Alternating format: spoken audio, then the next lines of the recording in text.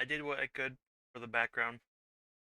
I couldn't figure out anything else to try to cover it, so ignore it. But this is the final video discussion post. I don't really like doing these. I don't like showing my face, but you know, required.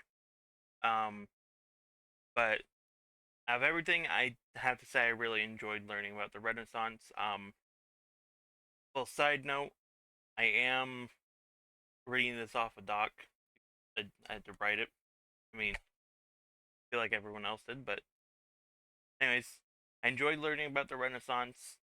It honestly amazed me how artists from this time, like Leonardo da Vinci and Michelangelo, could create works that felt so lifelike and meaningful. The invention of linear perspective during this period was revolutionary. It transformed how people depicted space and depth. Artists, um, artists started to create paintings that drew viewers into the scene, making it feel like a window into another world. I also found it fascinating how Renaissance art reflected the ideas of humanism, where the focus shifted of to the beauty and potential of human beings. It was inspiring to see how artists studied anatomy, nature, and even classical literature to infuse their work with more realism and emotion. Works like Michelangelo's, David, and Raphael's School of Athens really stood out to me because they combine incredible technical skill with deep meaning. Um, for the second question, favorite art form or process, I found oil painting really interesting to learn before this class. I didn't realize how much work went into creating a painting. The idea of layering thin glazes to light and detail, build up light and detail was new to me, and it was fascinating to learn how this technique allows for such vibrant and realistic colors. For example, John Van, I think I'm pronouncing this right, Jan Van Eyck's Arn Arnolfini portrait. I'm probably pronounced that wrong, but it stood out to me because of how detailed the textures were. You can even see the reflection of the room in the tiny mirror in the background. Learning about the patience and precision involved in oil painting gave me a whole new appreciation for the art form. I also love discovering how artists experimented with different techniques like blending colors to create soft transitions or adding impasto for texture. Flexibility and richness of oil paints made them a favorite for so many masters of art, and now I can see why. Um, down. My favorite artwork was probably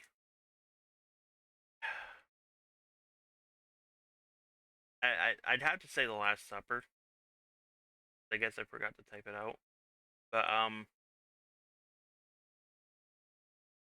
The Last Supper was probably my favorite one. I loved how he used perspective to make it look as if it was coming to life. The vanishing point draws your eyes straight to Jesus in the center, making him the focal point of the composition. I also appreciated how Leonardo used light and shadow to give depth to the characters and the setting. What really stood out to me were the emotions captured in each disciple's face and body language.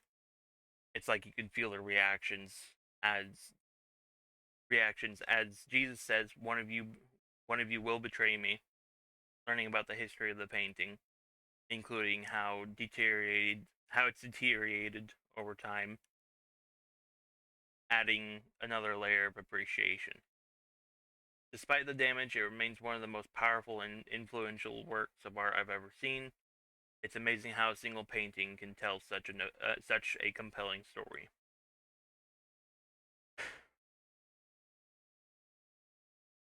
The surprising discovery, I was surprised to learn how much science and art worked together during the Renaissance. For example, Leonardo da Vinci's studies of anatomy didn't just make his art better, they also helped people understand the human body.